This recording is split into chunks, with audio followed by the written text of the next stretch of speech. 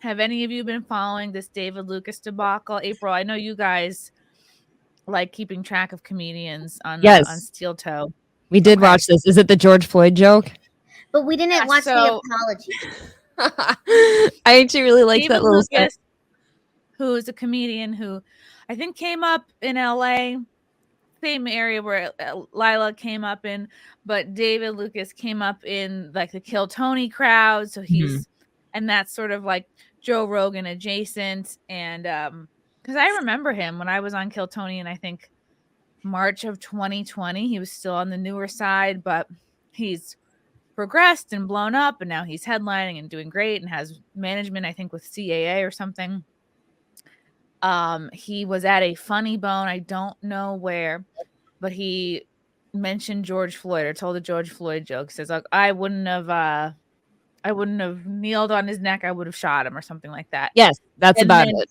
What, maybe 10 Black people walked out of the show and were kind of heckling him and saying, oh, you should know about him before you speak about him, and just like yelling out things to him. And but then again, like, he posted this clip. That's how we knew about this moment, Lila, because like, I'm pretty sure David posted his own clip. He for sure posted it.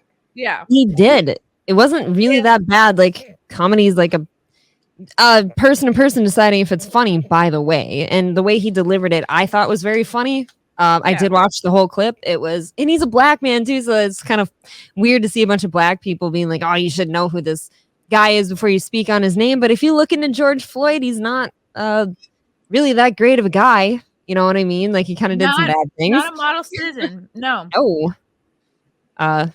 And so you post, like, as a stand-up, you know, we all do it. We have a funny moment. You post it. You put it on social media. That's, you'll post a crowd working moment or a random moment. It's perfect because you're not burning through your material that you might be saving for an album or a special or something. Yep. And it's good for your engagement. It's good for your social media. So David posts this clip, and then over the next few days, and I tried to get him on for an interview, and I remember he said he was going to let me know Wednesday. Last Wednesday, because I was like, come on Thursday. I gave him some time. So he's like, okay, I'll let you know Wednesday. And then Wednesday comes along, and I believe that is when he put out this apology, which I know a lot of people were a little bit disappointed to see, because I am big on never apologizing for jokes. And he claims he apologized because he wanted to apologize to George Floyd's family, which doesn't make sense to me, because George Floyd's family nor his kids were in the audience of this show. No. So I think this apology video to me sounds like a hostage video. I'm going to play it. You guys tell me what you think. So this he posts, I believe, had to have been Wednesday, right? Because that's when I posted it. Yeah. All right. Here and is he David took it off Lucas. his Instagram already. He took it off. I'm so glad I screen grabbed it, because I just didn't know what was going to happen. Hi, this is comedian David Lucas. You know me from Kill Tony and other various roast shows. I'm an edgy, push the boundary comedian, and my job as a comedian is to bring humor in dire situations. With that being said, there's a clip that is circulating around social media, and since that clip has came out, I have spoken to a lot of George Floyd's family. I spoke to Cal Wayne, Trader Truth, Steven Jackson, and my intention was to never cause harm to his family or make them revisit a moment that happened a few years ago. I'm a father, so I get it. I understand how his kids feel. I've spoken to his whole family, and we've came, to an understanding as to how to move forward from this. And just want to apologize to his kids and everybody who was close to him. Hi, this is comedian David. Doesn't it sound like we've come to an understanding? No, they've come to an understanding, and my management has told me I have to, like, I'm not buying this as like, wow, I really feel bad. I'm reading off a script. He is reading, and he's touching his nose a lot of times, which is like that's a toe. He is uncomfortable. This is not what he wants to do, but he has to do it. And even the way he's like, I'm an edgy comedian. Look at the way he touches his face. You'll see it. He's touching it. I love that we have body language expert Lila Hart here. No, but you're right. You're right. You're totally right. What's this? When What's you're that? comfortable. Why say that? Look, he's doing it. He can do it one more time. He Yeah. does it again. Yep, there it goes. He does not have a So red what is nose. that rail right there. What is He doesn't have the allergies. touching of the nose signify? He's lying. It's a nervous tick, maybe. Yeah. He's uncomfortable. Yeah. Is everyone old enough to remember Seinfeld, where like he makes the joke, how bad is the relationship going? Like depends on how high you touch your face when you're talking about it. Oh, Pretty good. Cut that. I gotta get out. No, first of all, Seinfeld's not for old people, Kat. I don't know. Some of you ladies look younger than me, so I don't know. When my stepson was sick for like a whole day a couple weeks ago, all he sat and watched was Seinfeld. I mean, partially because we made him, but it is growing on him. Anyway, Young people still love it though. I tweeted this out. Please read the whole thing. David Lucas apologized for making a George Floyd joke on stage. This, as always, sets the dangerous precedent of giving the cancel mob a win and empowers them to move the goalposts further for what is acceptable speech. So much that eventually we won't be able to breathe. Like a knee to the, I should have said neck, like a knee to the throat that chokes the life out of comedy. Their threats are just that, threats, like holding a gun to the stomach of a pregnant woman. Jokes, unlike fentanyl, never kill or injure anyone. Any hurt from a joke is a counterfeit feeling. No individual or group is exempt from jokes. Offend everyone as often as possible. And you can see from some of the comments here, I was defending him before. Now he's pathetic. Like, I understand why he did it. I think that he was basically given is a shakedown situation. I think this was like a mafia style shakedown from BLM activists. Mhm. And again, how does, what is he going to reach out to George Floyd's family? No, I'm sure they got a hold of him or their George Floyd's representation, Ben Crump, whatever, the whole lot of those, what do they call them? Race pushers or race, baiters. I don't know. I think they got a hold of him, and they were like, "Well, we don't like you going against the George Floyd narrative." Yeah, and they need that.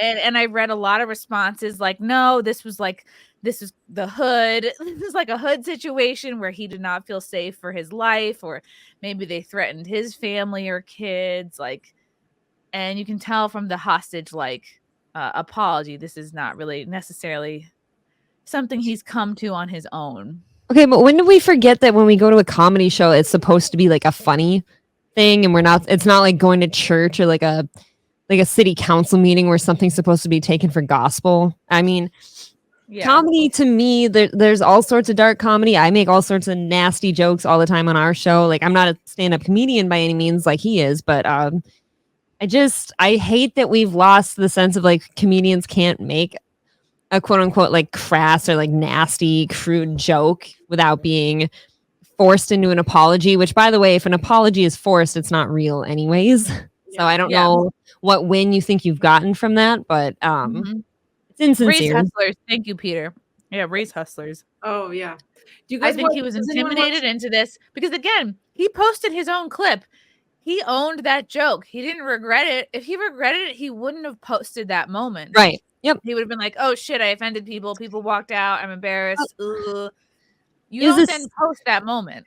It was a silly joke. Like, it's not like he went and shot some guy or like he would actually go shoot some guy. Like, he's on stage to make people chuckle for a hot second, And I don't think anybody in that whole crowd believes like, oh yeah, this guy would totally just go shoot some guy. I don't believe that for a second. And he was getting called all sorts of names too, wasn't he? Like, that's like way worse than that's what I always love about this whole thing. They get so mad about something and then they just go like 20 times harder and more like actually racist. Like, and Clarence Thomas, then the lefties were dropping the hard R left and right about him. Like, it's just, they always do that. Yeah. So it's, don't bend the knee to those people like that. They're the bullies. Hello. So I did a little bit of, when this came out, I saw on one of the threads, someone had posted this link to a Twitter space where one of these BLM activists actually contacted his mom, like found his mother's phone number, cold called her, and obviously recorded the conversation and either posted it to a space later or it was a live broadcast. This guy spoke to David Lucas's mother and uncle. So his mother and uncle were on the phone at the time. And this activist is trying to shame, cajole, just basically like struggle session his mom into disavowing his jokes. And she's going like, well, I don't know the context of this. I haven't heard it. I don't really know what you're talking about. And David's mom was not behaving in a way that this activist liked. And so he's getting short with her. He's getting snippy with her. And it's very manipulative. And I retweeted it and this guy blocked me. So I don't know if I can share this with you now. I might need one of you gals to see if you can pull it up and share your screen because since he blocked me, We'll get around that block. And I don't have any. I don't know if I can open it. You don't have an alt account, Chrissy? I don't even know if do I. Yeah, how many sock accounts don't you have? Come on. In so long. Ugh. Okay, let me fucking find this. I really want to play this clip because the tone that this guy takes with his mom is very scary and manipulative, and they're just trying to manipulate his own mother into disavowing him. His name is on Twitter, I Bully da Bully.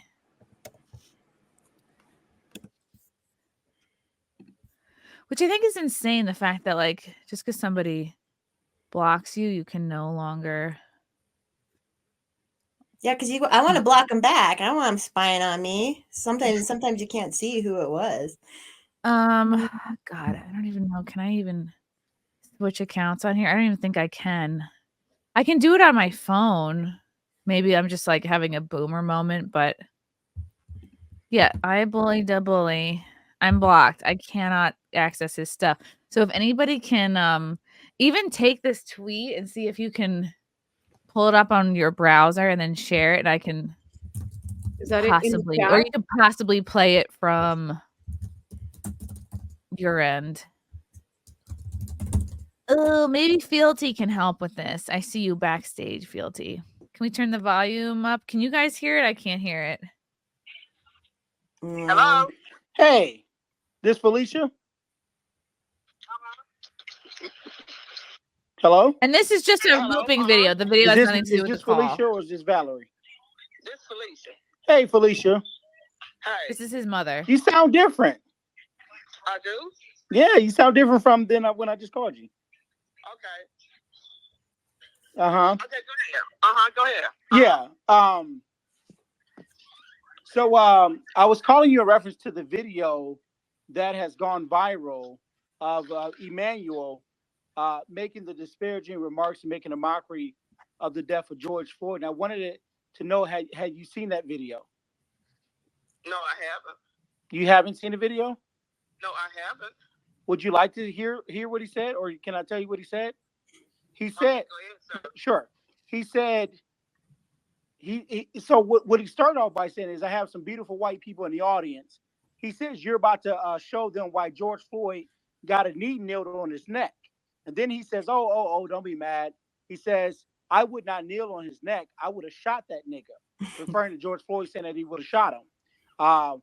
Which, our problem is that as a black organization, you are a black man pandering to a white audience, talking about how white audience, there were black and white people in that crowd. George Floyd, and by doing this, you're perpetuating a narrative about us, and you're glorifying the death of a black man who was murdered at the hands of police officers, right? And so, as a black mom, I wanted to know, what you thought of that, and if this is something that you support, And then Emmanuel went on to say in another video, he said that he had jokes about Emmett Till. Now, you're a black mom, and all moms are sensitive, should be sensitive to this type of stuff. And when you look at Emmett Till and how he was murdered, that mother could could not Bringing up fathom her Mehmet Till. son being murdered and tortured based on a lie. And so, Again, he's I making wanted it to get about your something thoughts on else that. right away. And even in the He's making it about Emmett Till, which said he your didn't, son which did. has nothing to do with the clip in question. This guy is thinking anything he can throw at this mom to struggle session her into disavowing her It's own a struggle son. session. Yep. He went on to say that he supports Kyle Rittenhouse, a guy who shot Black Lives Matter protesters who did happen to be white, but people standing up for justice. And so the problem is that these are not only insensitive, these are unbecoming remarks that any black person should be making for the benefit or for the pleasure of white people. We did some digging and saw that he made a post on January 15th, which is Dr. King Day, and said Dr. King's death was a sacrifice so that he could sleep with white women. And as a black man, I want to know what your thoughts are around these conversations. Well, sir, I'm his uncle, right? And I'm on the phone with my sister. Yeah.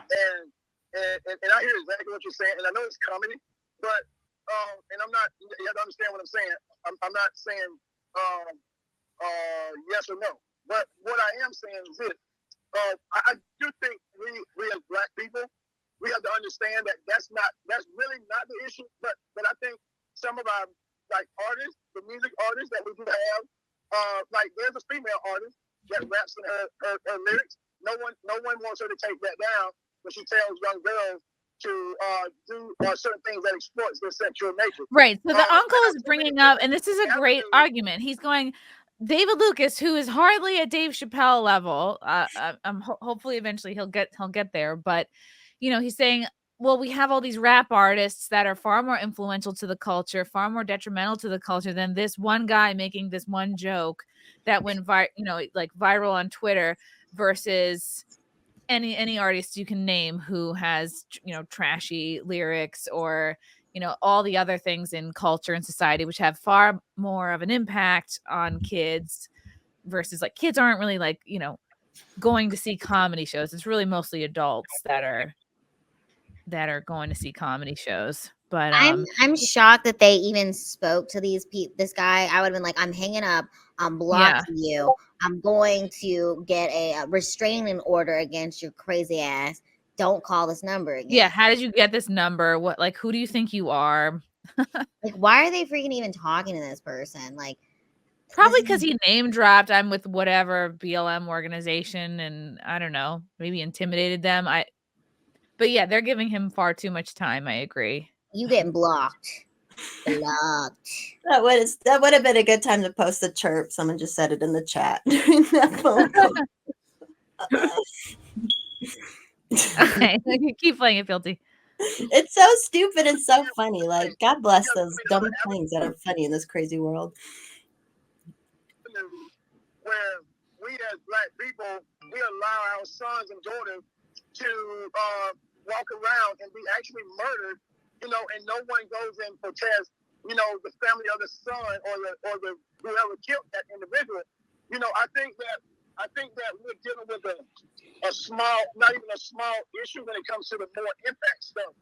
And I understand, your art of concern, but there's been so many comics, out in our world that's what comedians do. And sure enough, we have been bamboozled so much to where we don't pull the trigger on more relevant stuff that we really need to. You know what I mean? So to say or put so much stress on that, I mean, we have to look at George Floyd and a lot of other people, prior to them getting to that point. We got to deal with our black people, sir, before they even get to the point to where they're under the scrutiny or under the radar. We know that white America has done so much, but we can't let them still have power to think that, we're held down by the things that they've done to us. I do believe in the what we'll call the future, but there was no such thing. I'm gonna read something to you, and you tell me if you think this makes sense. I wanted to first get Mom's thoughts on what I had to say first. But I told her, before that I wouldn't comment on something like that because people. Listen, I'm not the media. Right? Well, hold on one second. I'm not the media, right? I'm not here to get a quote or anything like that. I'm a black man. Well, hold on. I'm telling you who I am, though. I run a black organization, a social justice organization, and a person who's in these streets every day fighting before you become a George Floyd for black people. Okay, so I'm not a fly-by-night guy just making a phone call. I'm telling you. Well, hold on. So I'm telling you, hold on. And I want mom to speak for herself, right? We black folk, let's be black and let's have a black conversation, right? But from a mother standpoint, because we do have mothers of the movement. We got Tamir Rice's mother and my guy Trayvon Martin's mother. There's so many, Breonna Taylor's mother. So many black mothers that are in the movement fighting for justice. And as a black mother to a comic who made these remarks, I want to know from the mother her thoughts on these remarks, and is that something that she supports? Well, that's it. I know you said you're in the streets. What do we do about the guy that got? Well, this is sir. Respectfully, this is not about whataboutisms and hypotheticals. This just happened, and we reached out to the family. Hold on, listen. What are you talking about? The gentleman that just got gunned down on Jeffersonville Road. Listen. I deal with, sir. You're talking about, I deal with hundreds of cases of police brutality, right? I ran my organization out of. Listen to what I'm saying. You're trying to get ahead of me. I deal with hundreds of cases of police. Sir. You're not, sir. I can't, sir. Let me, sir. I deal with hundreds of cases of police brutality. I deal with cases of black on black crime in our communities, and I treat all cases the same. So you don't get to like do the what about the black on black violence? I mean, that's the same thing that white folks do to us. When we're saying police officers need to stop murdering black babies and black men and black women, right? Then, sir,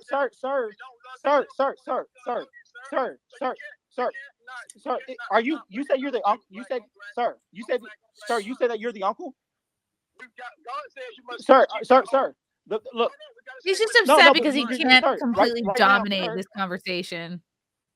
He wants to lecture the mom and the uncle, and they're bringing up valid points, and he just won't let these points be heard.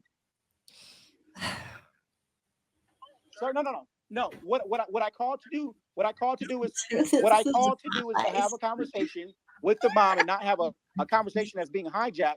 We can't even have a conversation if you're hijacking the conversation. There's no way that you can hear me if you're hijacking the conversation. So, Felicia, my question is to Miss Felicia. Thank you. Miss Felicia, so based on what I had to say, what is your response to that? Are these comments that you support as a black mother?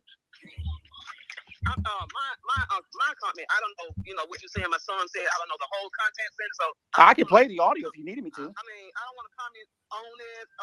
Not at this time. Not at this time. It's what's going on, the whole situation. Yeah, I don't know the whole situation, what happened. But you did know that the video went viral, right, Miss Felicia? I would love to see it. I would love to see you guys. Sir, this is not sir. We're dealing with one issue, right? And it's like you're coming in trying to hijack a phone conversation and make it about other stuff that has nothing to do with what we're speaking about. No, I'm not going to talk to him, but my comment is, things that happen to our black kids, is they don't have the right guidance and the leading the situation there. It's a lot of single parents are raising our children, our boys. Our boys need that tough love from a man. They need positive black leaders who's going to stand up, going to go to schools, going to do things to help them be better people. I work in the school system, and I see how our black boys are, and we're trying to tell them. They don't want to take instruction, they don't want to take order. You can tell a child, go and sit down. Before they go and sit down and do anything, they want to do their point. That will happen to a lot of our black That's not black. That's not all black boys. That's not all black children. Listen to what I'm saying, sir. It don't happen. It's a lot of times if they tell you, don't get out your car, don't do this, put your hands on the steering wheel. But no, you're gonna get out. You're gonna try to do your point instead of doing things that happen. And I told my students, and I have given an example. This guy was driving. He was on a dark, deserted road. A police was behind him, and I told him, if you don't feel safe in that area, don't stop. Go to a well-lit area. Put on your caution light. Go slow so he can acknowledge that he's behind you. And so when he got to a well-lit area and the white police officer got, and he said, did you know I was behind you? He said, yes. He said, but I didn't feel safe. And he said, so I was told, if I didn't feel safe, go somewhere where other people are so they can see surrounded of what happened. So if our kids will just do the positive things, a lot of this will not happen to our black kids. Right. Like for the incident as well, this black boy was at a park. He had he had a gun. It wasn't a real gun, a BB gun, but it looked like all these guns look like they are weapons. That police officer didn't know that gun wasn't a real gun, and our children lose their life for not acknowledging just doing things. It's non-persistent. You know, you're going around there and terrified. If it's like this. If I'm in the area, I see someone with that. I don't know if that's a real gun what they got. Right. No, I get it. But do you support, saying George Floyd should have had his knee nailed on him, that he should have been shot? You know what? With that incident, when that happened, and not discussing with my son or whatever, I don't know what the whole situation with that. What happened? But do you think that George Floyd should have been shot? It wasn't just white officers. Black officers was there. No, they weren't. No, they weren't. No, they were not. No, they were not. No, they were not. I worked at George Floyd case. There was no white officers there. That's not true. Okay. And kneeling on his neck, the man was in handcuffs. So for any black person, I understand, but I don't know the situation. No, I'm just telling. Right now, I don't have any comments. No, I'm not asking. Okay, I'm not asking you for a comment. I'm not asking you for a comment. My point is this, right? When you have a black guy, something that happened, my son said everything. I need to know what the whole contents were. I ain't even seen it. Is there ever a context where you can justify saying a black man should have been shot while he was handcuffed? Yes, yeah, comedy. there are lots of times when that could be done. He goes from saying, "Oh, I can play you the whole audio, I can play you the whole context," to then being like, "Do you even need the context?" So this guy's fucking all over the place, and apparently this was being live streamed straight to a Twitter space. So I don't think the mother or the uncle knew. If that's true that this is being broadcast to a Twitter space, that is fucked. I hate that when people take a really, really personal thing and they decide to just blast it out everywhere and don't give you the courtesy of letting you know. At least that's super shitty. All right, let's like, how much is left? Okay, there's not that much left. Let's finish playing this because I think at the end he gets. What very about cunty. Emmett Till? Do you think Emmett Till that's a funny comment to even joke about that?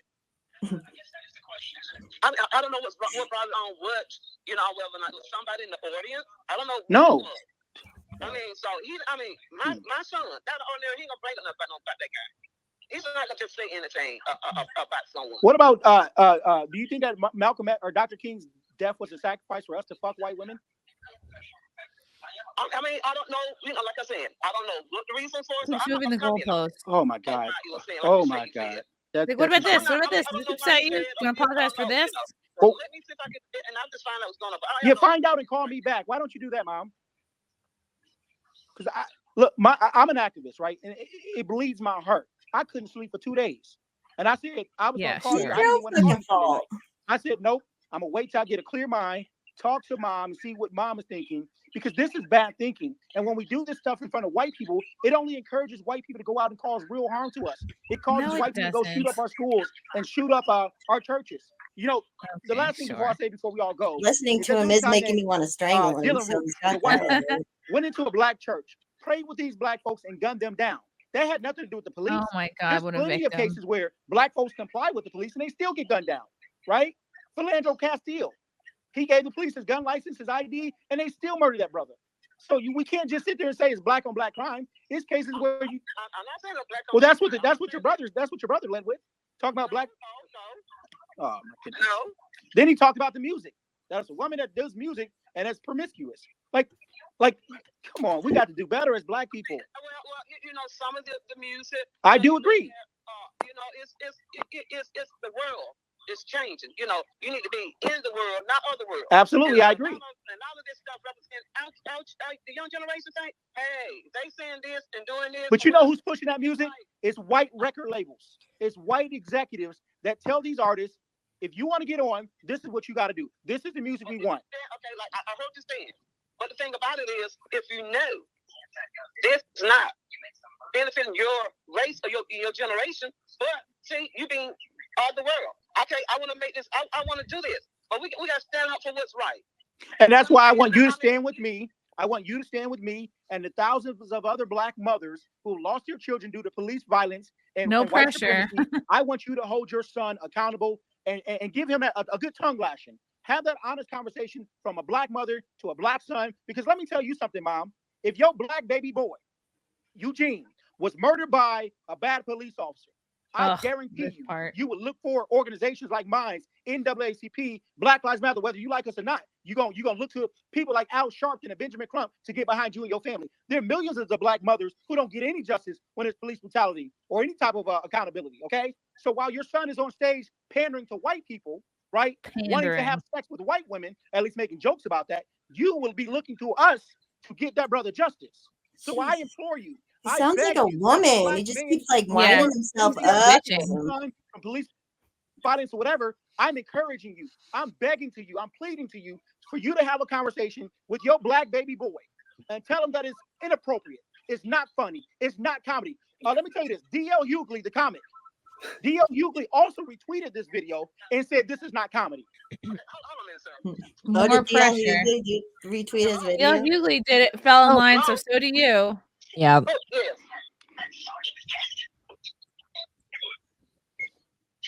hold on a minute. Okay.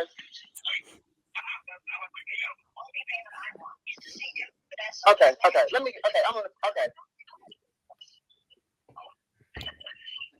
So what now? Yes, ma'am. You there? She's being very patient. I would have hung up long ago. All right. I think that might be about it. But pause it for a second, Fealty. Let me read with this person his screen name, his handles. I bully the bully. He says anti-Black comedian David Lucas' mother Felicia and uncle speak on. Can you move the mouse away? Speak on X Spaces after their son makes disparaging jokes about the death of George Floyd.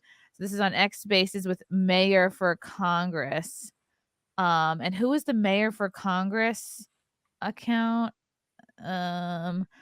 FBA creator on X, news reporter, constitutionalist, policy, use of force expert, actor, disruptor, BLM activist targeted by the FBI. And then what's the bio of the I bully the bully person? Yeah, these are just all activists. How'd they even get the phone number? Blows my mind. Okay, no credits to speak of, just professional pain in the ass. But like, I mean, how many tactics did this guy use to try to bully and pressure the mom into disavowing her own son? And, you know, good for her I think she still had his back and was like, look, I don't know what you're talking about, basically. I'd have to hear the context, but here are some other things that are much greater problems in the community than my son just making jokes. Okay, this is the Mayor for Congress guy saying unacceptable. The Funny Bone Comedy Club thought it would be appropriate to book struggling. He's doing great. Struggling comedian David Emmanuel Lucas of Macon, Georgia, and allow him to get on their stage and make racist, inflammatory, and anti-Black remarks, mocking the dead George Floyd, a Black man who was murdered in all caps at the hands of Derek Chauvin and fentanyl, a former Minneapolis police officer. In his performance, Lucas explicitly stated, "I wouldn't have kneeled on George Floyd's neck. I would have shot him." Lucas went on to further promote his anti-Blackness. Again, if you don't fall in line with the narrative, you're anti-Black. And glory violence by saying, "I like Kyle Rittenhouse too," which is hilarious. These statements are not only dehumanizing, insensitive, anti-Black, but also a clear endorsement to state-sanctioned violence. Oh, spare me. Police brutality and glorification of violent acts against Black Americans. Such rhetoric is not only morally reprehensible, but also potentially incites further racial animosity and violence. Call to action. Here we go. Here comes the cancel part. The Funny Bone Comedy Clubs must sever all professional ties. This is a chain of clubs, by the way. This is a nationwide chain. There are Funny Bones all over the country, but they're being called to sever all professional ties with David Lucas forthwith. This is a necessary step to demonstrate their commitment to racial equality and to disavow any form of hate speech, advocacy for violence. The perpetuation of such toxic and dangerous ideologies under the guise of comedy cannot be tolerated. Wow, a big call to action here to get this chain of comedy clubs to stop booking David Lucas. Unbelievable. Jesus Christ. Like I said earlier, like comedy is supposed to be like subjective. I don't know. Don't go into a comedy club and like decide that you're going to be offended by anything. Honestly, it's I and know, these like are people. it's None of these people were at the fucking show. These are no. activists. I None of these agree with people have a you. sense of humor. None of them were at the show. Exactly. None of them would ever go to a comedy show. These people don't listen to comedy. They're not Enjoy able to comedy. handle it. They have They no sense of cannot handle humor. words. They're remote. It's a remote cancellation from people who don't even enjoy comedy. Yes. Is this another tweet? All the black women hate me currently. Now I'm forced to marry a white woman. Okay, this was from just a few days ago, That's I just guess, on right brand. after it happened. That was from when was February 11th. That was last Sunday, and he apologized last Wednesday. So yeah, they man. threatened him. They shook him down. They, I'm sure, came after his management. They came after his family. Wow. Honestly, the only thing offensive about David Lucas is that he needs to lose some weight and work out, and otherwise, Yeah, so he can be around longer. Stay yeah, fit. he's hilarious. I am disappointed that he apologized, but hey, he might have been getting death threats. You know, he might have been getting. I'm sure he got death threats. Which is remarkably stupid, because even if you make a joke about, oh, how I would have shot him instead, you know, like, of course he's not going to actually go shoot somebody over such a thing. Like, it's, But you know what? you walk into a comedy show, you should be expecting that everything you're about to hear is supposed to be making you chuckle, is it not? I don't know. That's what I think bothers the me about it. ultimate comeback for David Lucas is for him to hit the gym, fucking just get hot, yeah. Blow up. Yeah. Yeah, blow and up. just get some guns. Wow. Yeah, I still don't think he should have apologized. Again, if people are threatening you, I've had death threats over jokes. I'm sure Lila has too. It's the more it happens, the less phased you are of it. But again, who knows if the death threats of the hood variety are a little bit more intense. I don't know. I've had all groups come after me. So Aaron and I have had death threats just for existing on our show. I don't know, just because somebody decided they didn't like how we looked or something we said that day. And we've had death threats. We've had the grape threats before, of course. And it's like, you could just look away from the thing. Like, you don't have to watch David Lucas or his set, you know, if you didn't like it. You could just decide inside yourself, like, oh, wow, I really don't like what this guy does or says, and just go somewhere else. It's not their modus operandi, though. They can't handle comedy. They can't handle comedy that calls They're not set out for it. You're right. Yep. Not only do they not handle comedy, it's like it's even the bigger issue is like, you are not allowed to go against the mainstream narrative about George Floyd, especially as a black person. If you're a white person going against it, they can easily write you off. Oh, white supremacist, whatever. But if you're a black person going against the mainstream George Floyd narrative, they'll call you a coon. They'll call you, look, how many times did he say, oh, he's pandering to white people, when you know there were black, white, all types of audience at that show. So the mental gymnastics this guy has to do, just an attempt to get his mother to disavow his own And also these people being like, oh my God, George Floyd's family. George Floyd family, the best thing that happened to them was him dying. Okay, actually, that was the best thing. Oh yeah, they got millions of dollars. So here is another post from the Major for Congress. I have contacted the King Center and its CEO, Dr. Bernice King, and they have been informed about the defamatory and derogatory tweets made about Martin Luther King Jr. on MLK Day, as well as the anti-Black hate speech delivered by comedian David Lucas during his performance at Funny Bone Comedy Club. Okay, this was in Manchester, Connecticut. Okay. I call on them, again, it's another call to action to cancel him. I call on them to join me, as well as other organizations, to deplatform Mr. Lucas for his glorification and of an incitement of direct violence on Black people and his anti-Black hate speech. And this is from his tweet from January 15th, where David said, the sacrifice MLK made is the reason we can now have sex with white women, which is hilarious, and a tweet and an obvious joke. And my God, these little bitches need to calm down. But he's using his status as a whatever, someone who's run for mayor or whatever he is, to get this comedian deplatformed. It's insane. And this was from which day? Let's see. When did this Mayor for Congress guy tweet this out? February 14th. So same day I wonder if this was before or after the hostage apology video. George Yikes. Floyd's family is not sad that he's gone. They're fucking millionaires.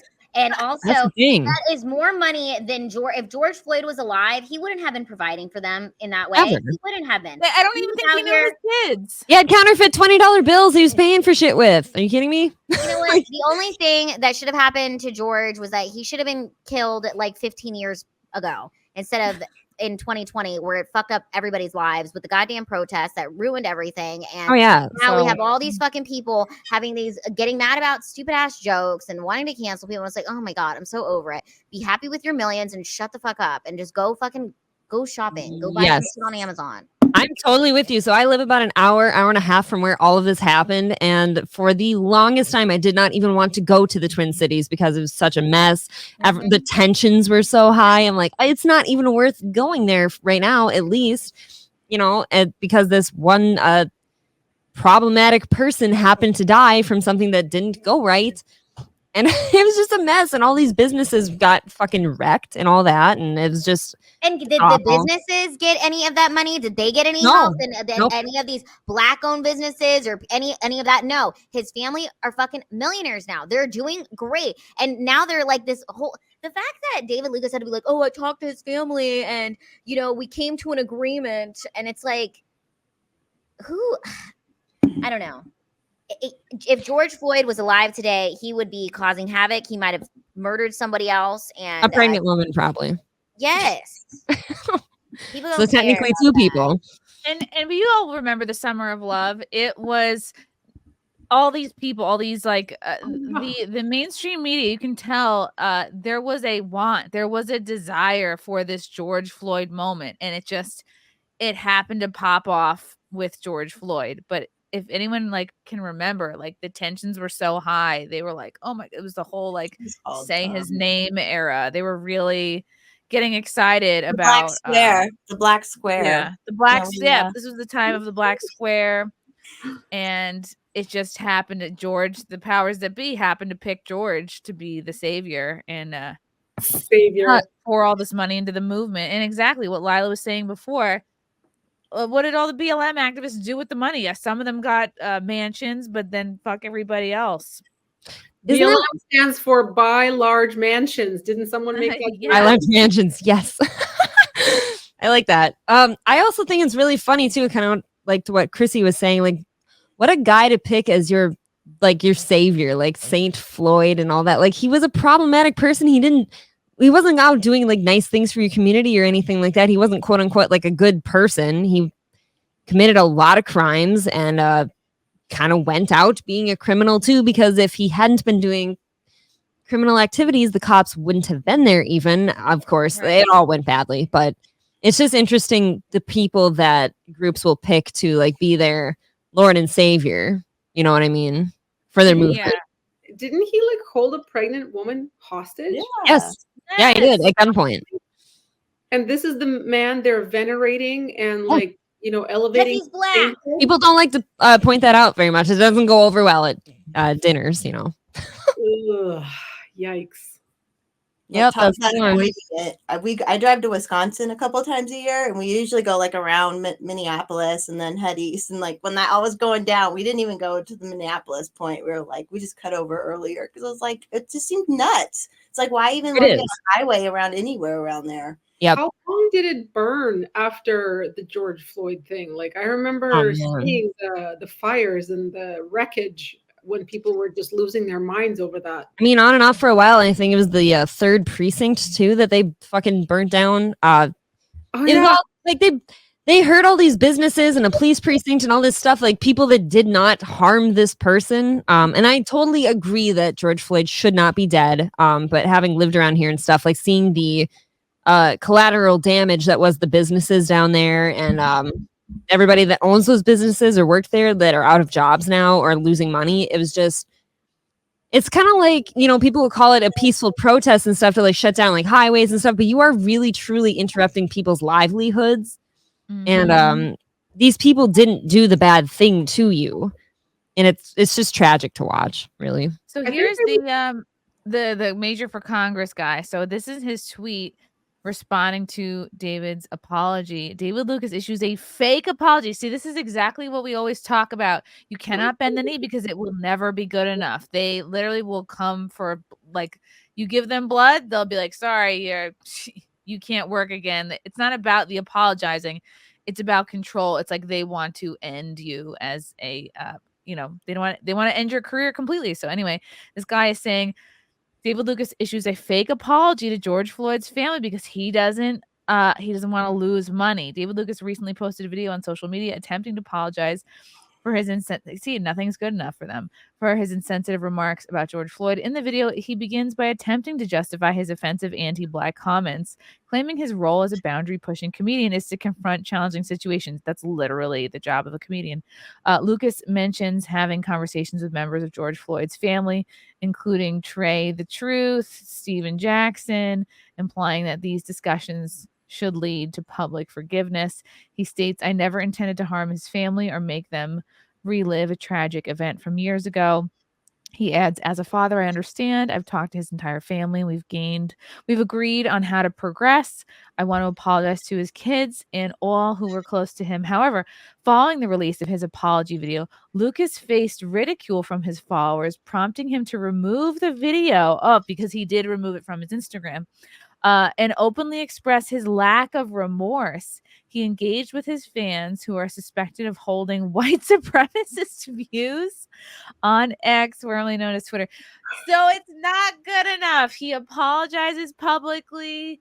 Who knows? Who knows why he deleted the video off his Instagram? But again, it's never good enough for the race hustlers. Once you start, if you apologize for one thing, the thing is that the next thing is going to be even smaller that they want you to apologize for. And then it turns into everything. They don't like anything you do. You're setting a certain bar, if you will. They're never going to be pleased with you again. Mayor for Congress tweets again. Tweet 1, a fan commented, you don't need to apologize to anyone but his family. Lucas replied, I didn't apologize for the joke, just to his family. Now, I don't think that's made clear that he should have said in the video, like, I stand by the joke. I'm just sorry, people, whatever he wanted to say. I don't think that really translates. And again, I don't think the apology comes off as just an apology to his family because it is done publicly. I take this as a full-on public apology. It's one thing if he wanted to call and personally apologize to people, that's one thing. But once you post something, that's a public apology, in my opinion. I agree. Tweet 2, Lucas tweeted, I never apologized for my joke. Continuing, the apology was due to the harassment of my mom, threatened me, not my mom. However, this claim of his mother being threatened appears to be a falsehood. No, it's not. We just listened to a 20-minute conversation where this guy's harassing his mother. Which is also kind of sick. I don't ever like that when there will be an individual, let's say if I said something that somebody really took offense to, but then they reach out to my family to harass them just to get to me through them. Yeah.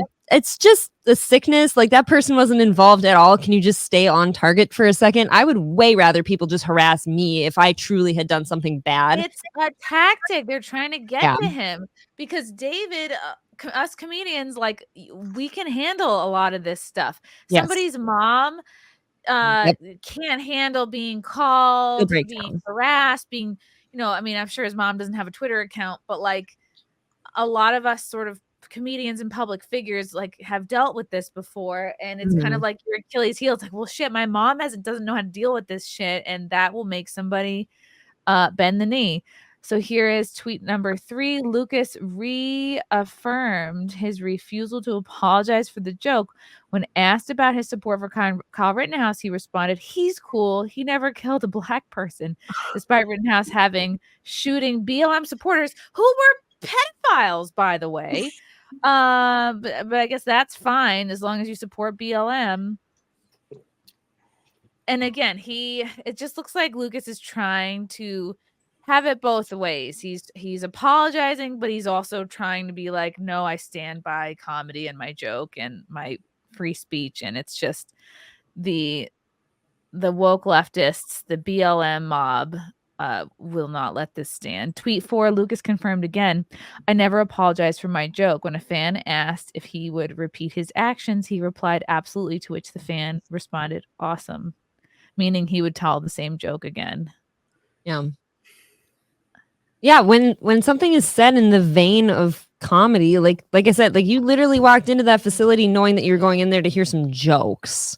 And I think that, it's a joke. Like people are supposed to be understanding of like, oh, this isn't, gospel or anything like that. I think it is so cruel to like put somebody's like right to free speech and like just the fact of them having a job and stuff, put that all in jeopardy just because they didn't enjoy what they heard. And this other tweet here, I'm not sure what podcast this clip is from, but he said in a separate interview, David Lucas intensified his disregard for the sensitivity of George Floyd's death, stating that if people were offended by his jokes about George Floyd, he also has racially insensitive jokes that mock the death of Emmett Till. Okay, so this is how the Emmett Till thing got brought up. Play this. It's only 42 seconds. I'm not sure who this was with. I.e. George Floyd, then it hits a little different. You get what I'm saying? Bro, I got fucking Emmett Till jokes. I know. Trust me, I know. But not even referring to yourself, but you're just saying in the brand of comedy, anything can get greenlit. Whether it's jokes about religion, about sexual assault, about, it better be funny. That's right. It better be funny. That's the only disclaimer. It's got to be funny. Bro, you ever heard Louis C.K.'s N-word bit? Right.